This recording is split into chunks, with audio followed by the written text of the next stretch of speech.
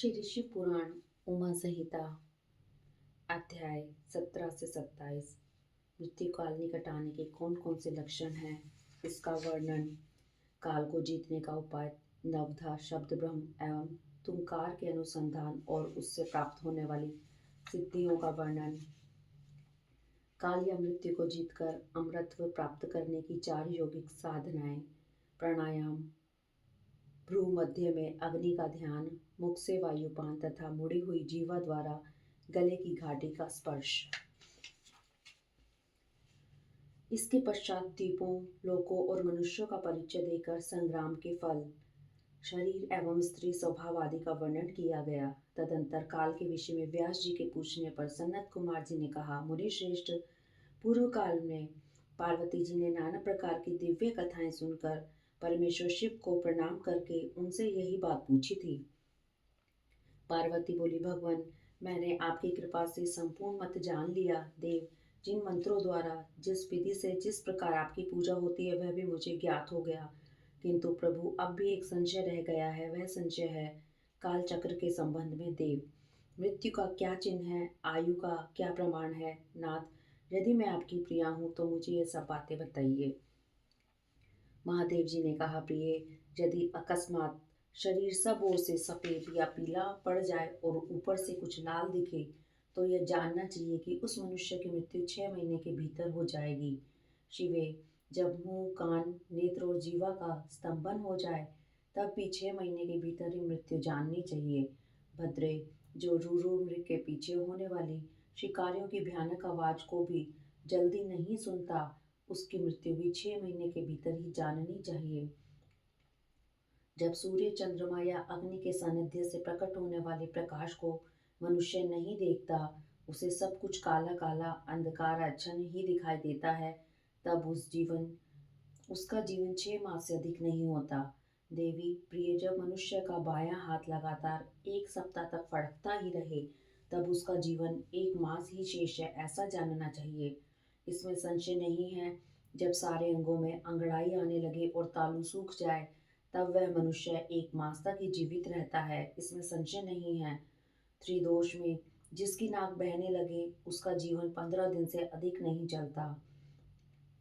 मुंह और कंठ सूखने लगे तो यह जानना चाहिए कि 6 महीने बीतते बीतते इसकी आयु समाप्त हो जाएगी। भामिनी, जिसकी जीभ फूल जाए और दांतों से मवाद निकलने लगे, उसकी भी 6 महीने के भीतर ही मृत्यु हो जाती है। इन चिन्हों से मृत्यु काल को समझना चाहिए। सुंदरी, जल, तेल, घी अथवा दर्पण में भी जब अपनी परछाई न दिखाई दे या विकृत दिखाई दे तब काल चक्र के ज्ञाता पुरुष को यह जान लेना चाहिए कि उसकी आयु 6 मास से अधिक शेष नहीं है।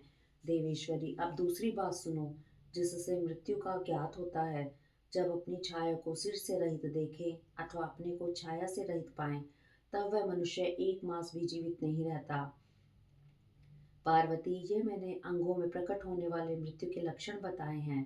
भद्रे, अब बाहर प्रकट होने वाले लक्षणों का वर्णन करता हूँ, सुनो। देवी, जब चंद्रमंडल या सूर्यमंडल प्रभाहीन एवं लाल दिखाई दे तब आधे मास में ही मनुष्य की मृत्यु हो जाती है।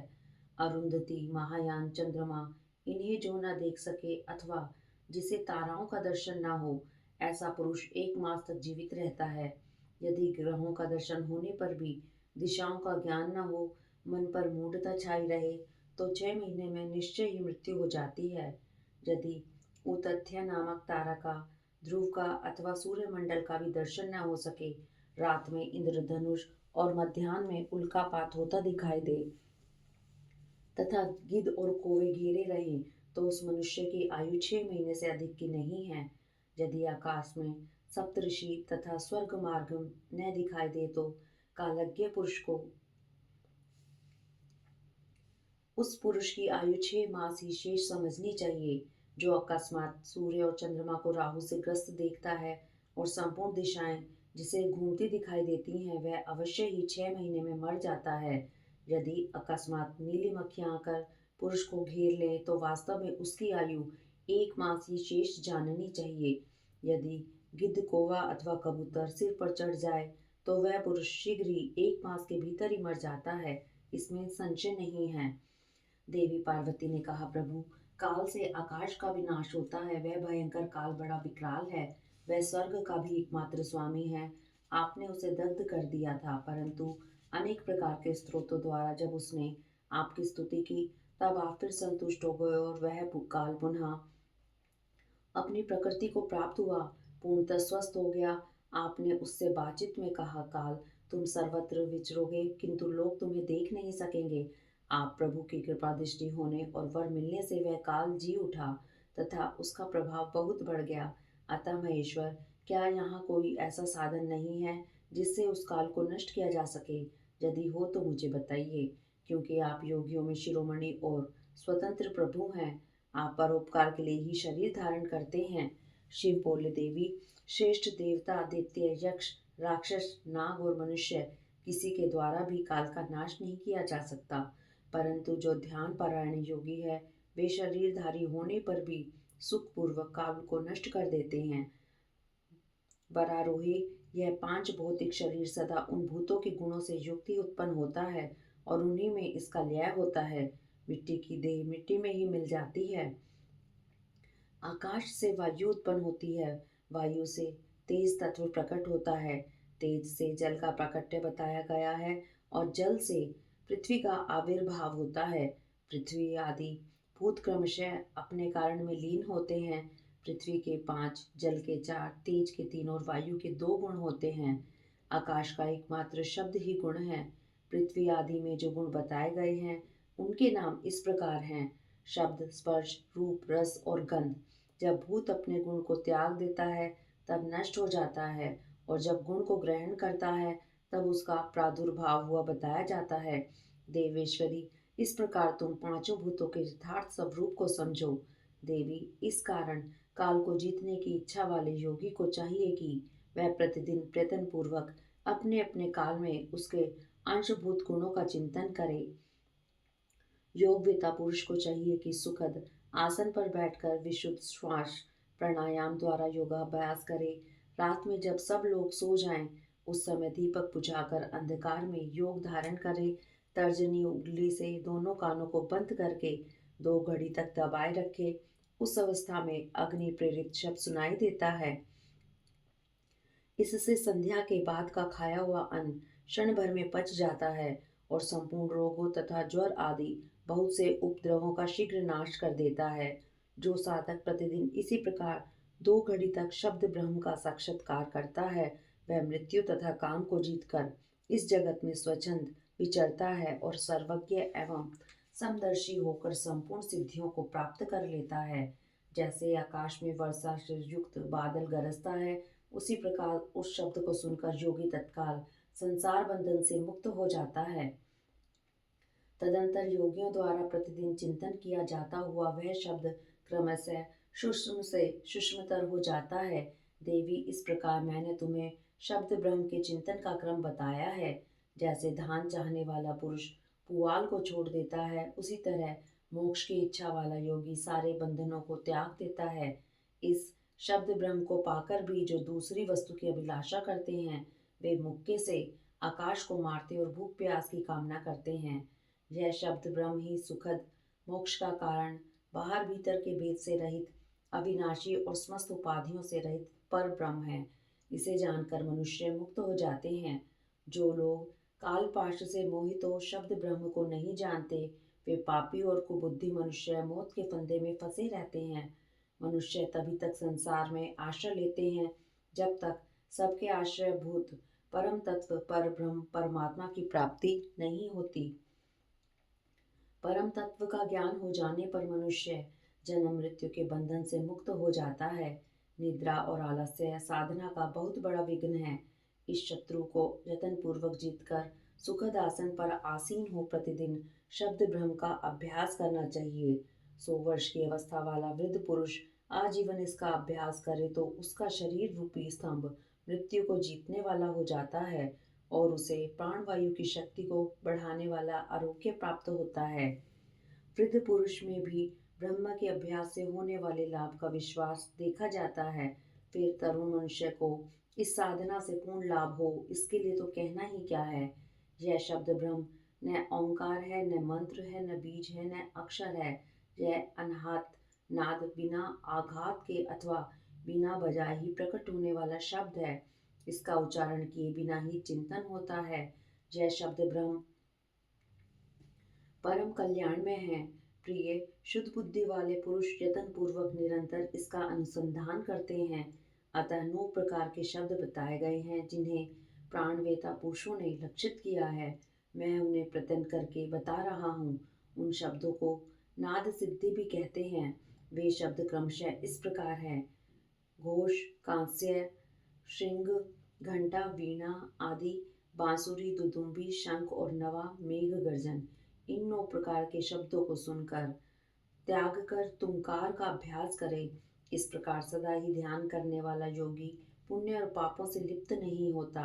देवी, योगा अभ्यास के द्वारा सुनने का प्रयत्न करने पर भी जब योगी उन शब्दों को नहीं सुनता और अभ्यास करते करते मरणासन हो जाता है, तब भी वह दिन रात उस अभ्यास में ही लगा रहे। ऐसा करने से 7 दिनों में वह शब्द प्रकट होता है जो मृत्यु को जीतने वाला है। देवी, वह शब्द 9 प्रकार का है, उसका मैं यथार्थ रूप से वर्णन करता हूँ। पहले तो घोषात्मक नाद प्रकट होता है जो आत्मशुद्धि का उत्कृष्ट साधन है। वह उत्तम नाद सब रोगों को हर लेने वाला तथा मन को वशीभूत करके अपनी ओर खींचने वाला है। दूसरा कांस्य नाद है जो प्राणियों की गति को स्तंभित कर देता है। वह विष, भूत और ग्रह आदि सबको बांधता है, इसमें संशय नहीं है। तीसरा श्रृंगनाद है जो अभिचार से संबंध रखने वाला है। उसका शत्रु के उच्चाटन और मारण में नियोग एवं प्रयोग करें। चौथा घंटा नाद है जिसका साक्षात परमेश्वर शिव उच्चारण करते हैं। वह नाद संपूर्ण देवताओं को आकृष्ट कर लेता है। फिर भूतल के मनुष्य की तो बात ही क्या है। यक्षों और गंधर्वों की कन्याएं उस नाद से आकृष्ट हो योगी को उसकी इच्छा के अनुसार महासिद्धि प्रदान करती हैं तथा उसकी अन्य कामनाएं भी पूर्ण करती हैं। पांचवा नाद वीणा है जिसे योगी पुरुष ही सदा सुनते हैं। देवी, उस वीणा नाद से दूरदर्शन की शक्ति प्राप्त होती है। वंशीनाद का ध्यान करने वाले योगी को संपूर्ण तत्व प्राप्त हो जाता है। दुंदुभि का चिंतन करने वाला साधक जरा और मृत्यु के कष्ट से छूट जाता है। देवेश्वरी, शंखनाद का अनुसंधान होने पर इच्छानुसार रूप धारण करने की शक्ति प्राप्त होती है। मेघनाद के चिंतन से योगी को कभी विपत्ति का सामना नहीं करना पड़ता। परानने, जो प्रतिदिन एकाग्रचित से ब्रह्म रूपी तुमकार का ध्यान करता है, उसके लिए कुछ भी असाध्य नहीं। उसे मनोवांछित सिद्धि प्राप्त हो जाती है। वह सर्वज्ञ, सर्वदर्शी और इच्छानुसार रूपधारी होकर सर्वत्र विचरण करता है, कभी विकारों के वशीभूत नहीं होता। वह साक्षात शिव ही है, इसमें संशय नहीं है।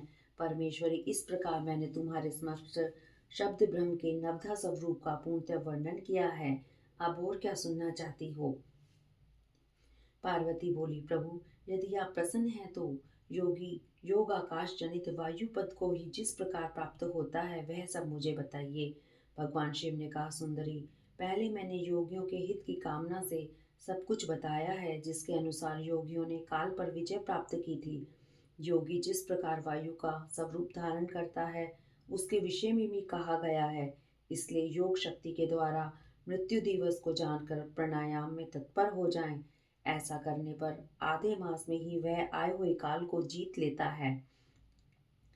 हृदय में स्थित हुई प्राणवायु सदा अग्नि को उद्दीप्त करने वाली है। उसे अग्नि का सहायक बताया गया है। वह वायु बाहर और भीतर सर्वत्र व्याप्त है और महान है। ज्ञान, विज्ञान और उत्साह सबकी प्रवृत्ति वायु से ही होती है। जिसने यहाँ वायु को जीत लिया उसने इस संपूर्ण जगत पर विजय पा ली। साधक को चाहिए कि वह जरा और मृत्यु को जीतने की इच्छा से सदा धारणा में स्थित रहे, क्योंकि योग परायण योगी को भली भांति धारणा और ध्यान में तत्पर रहना चाहिए। जैसे लुहार मुख से धोंकनी को फूंक फूंक कर उस वायु के द्वारा अपने सब कार्य को सिद्ध करता है, उसी प्रकार योगी को प्राणायाम का अभ्यास करना चाहिए। प्राणायाम के समय जिनका ध्यान किया जाता है वे आराध्य देव परमेश्वर शास्त्रों, मस्तक, नेत्र, पैर और हाथों से युक्त हैं तथा समस्त ग्रंथियों को आवृत करके उनसे भी 10 अंगुल आगे स्थित हैं। आदि में व्याहति और अंत में शिरो मंत्र सहित गायत्री का 3 बार जप करें और प्राणवायु को रोके रहें। प्राणों के इस आयाम का नाम प्राणायाम है। चंद्रमा और सूर्य आदि ग्रह जा जाकर लौट आते हैं, परंतु प्राणायाम पूर्वक ध्यान परायण योगी जाने पर आज तक नहीं लौटे हैं, अर्थात मुक्त हो गए हैं। देवी, जो द्विज 100 वर्षों तक तपस्या करके कुशों के अग्रभाग से एक बूंद जल पीता है, वह जिस फल को पाता है वही ब्रह्मांडों को एकमात्र धारणा तथा प्राणायाम के द्वारा मिल जाता है। जो द्विज सवेरे उठकर एक प्राणायाम करता है, वह अपने संपूर्ण पाप को शीघ्र ही नष्ट कर देता है और ब्रह्मलोक को जाता है। जो आलस्य रहित हो सदा एकांत में प्राणायाम करता है, वह जरा और मृत्यु को जीतकर वायु के समान गतिशील हो आकाश में विचरता है। वह सिद्धों के स्वरूप कांति, मेधा, पराक्रम और शौर्य को प्राप्त कर लेता है। उसकी गति वायु के समान हो जाती है तथा उसे स्पृहणीय सौख्य एवं परम सुख की प्राप्ति होती है। देवेश्वरी योगी जिस प्रकार वायु से सिद्धि प्राप्त करता है, वह सब विधान मैंने बता दिया। अब तेज से जिस तरह वह सिद्धि लाभ प्राप्त करता है, उसे भी बता रहा हूँ। जहाँ दूसरे लोगों की बातचीत का कोलाहल न पहुँचता हो, ऐसे शांत एकांत स्थान में अपने सुखद आसन पर बैठकर चंद्रमा और सूर्य वाम और दक्षिण नेत्र की कांति से प्रकाशित मध्यवर्ती देश भूमध्य भाग में जो अग्नि का तेज अव्यक्त रूप से प्रकाशित होता है, उसे आलस्य रहित योगी दीपक रहित अंधकारपूर्ण स्थान में चिंतन करने पर निश्चय ही देख सकता है। इसमें संशय नहीं है। योगी हाथ की उंगलियों से यत्न पूर्वक दोनों नेत्रों को कुछ कुछ दबाए रखे और उनके तारों को देखता हुआ एकाग्रचित से आधे मुहूर्त तक उन्हीं का चिंतन करे। तदंतर अंधकार में भी ध्यान करने पर वह उस ईश्वरीय ज्योति को देख सकता है। वह ज्योति सफेद, लाल, पीली, काली तथा इंद्रधनुष के समान रंग वाली होती है। भौहों के बीच में ललाटवर्ती बाल सूर्य के समान तेज वाले इस अग्निदेव का साक्षात्कार करके योगी इच्छानुसार रूप धारण करने वाला हो जाता है तथा मनोवांछित शरीर धारण करके क्रीड़ा करता है। वह योगी कारण तत्व को शांत करके उसमें आविष्ट होना, दूसरे के शरीर में प्रवेश करना, अणिमा आदि गुणों को पा लेना, मन से ही सब कुछ देखना, दूर की बातों को सुनना और जानना, अदृश्य हो जाना, बहुत से रूप धारण कर लेना तथा आकाश में विचरना इत्यादि सिद्धियों को निरंतर अभ्यास के प्रभाव से प्राप्त कर लेता है। जो अंधकार से परे और सूर्य के समान तेजस्वी है, उसी इस महान ज्योतिर्मय पुरुष को मैं जानता हूँ। उन्हीं को जानकर मनुष्य काल या मृत्यु को लांघ जाता है। मोक्ष के लिए इसके सिवा दूसरा कोई मार्ग नहीं है। देवी, इस प्रकार मैंने तुमसे तेज तत्व के चिंतन की उत्तम विधि का वर्णन किया है, जिससे योगी काल पर विजय पाकर अमृतत्व को प्राप्त कर लेता है। देवी, पुनः दूसरा श्रेष्ठ उपाय बताता हूँ, जिससे मनुष्य की मृत्यु नहीं होती। देवी, ध्यान करने वाली योगियों की चौथी गति साधना बताई जाती है। योगी अपने चित्त को वश में करके यथा योग्य स्थान में सुखद आसन पर बैठे वह शरीर को ऊंचा करके अंजलि बांधकर चोंच की सी आकृति वाले मुख के द्वारा धीरे धीरे वायु का पान करे। ऐसा करने से क्षण भर में तालू के भीतर स्थित जीवनदायी जल की बूंदें टपकने लगती है। उन बूंदों को वायु के द्वारा लेकर सूंघे। वह शीतल जल अमृत स्वरूप है। जो योगी उसे प्रतिदिन पीता है, वह कभी मृत्यु के अधीन नहीं होता। उसे भूख प्यास नहीं लगती। उसका शरीर दिव्य और तेज महान हो जाता है। वह बल में हाथी और वेग में घोड़े की समानता करता है। उसकी दृष्टि गरुड़ के समान तेज हो जाती है और उसे दूर की भी बातें सुनाई देने लगती हैं। उसके केश काले काले और घुंघराले हो जाते हैं और अंग कांति गंधर्व एवं विद्याधरों की समानता करती है। वह मनुष्य देवताओं के वर्ष से 100 वर्षों तक जीवित रहता है तथा अपनी उत्तम बुद्धि के द्वारा बृहस्पति के तुल्य हो जाता है। उसमें इच्छा अनुसार विचरने की शक्ति आ जाती है और वह सदा ही सुखी रहकर आकाश में विचरण की शक्ति प्राप्त कर लेता है। वरानने, अब मृत्यु पर विजय पाने की पुनः दूसरी विधि बता रहा हूँ, जिसे देवताओं ने भी प्रयत्न पूर्वक छिपा रखा है। तुम उसे सुनो। योगी पुरुष अपनी जीवा को मोड़कर तालू में लगाने का प्रयत्न करें। कुछ काल तक ऐसा करने से वह क्रमशः लंबी होकर गले की घाटी तक पहुंच जाती है। तदंतर जब जीवा से गले की घाटी सटती है तब शीतल सुधा का स्राव करती है। उस सुधा को जो योगी सदा पीता है वह अमृतत्व को प्राप्त कर लेता है। इति श्री अध्याय 27। हरिओम तत्सत।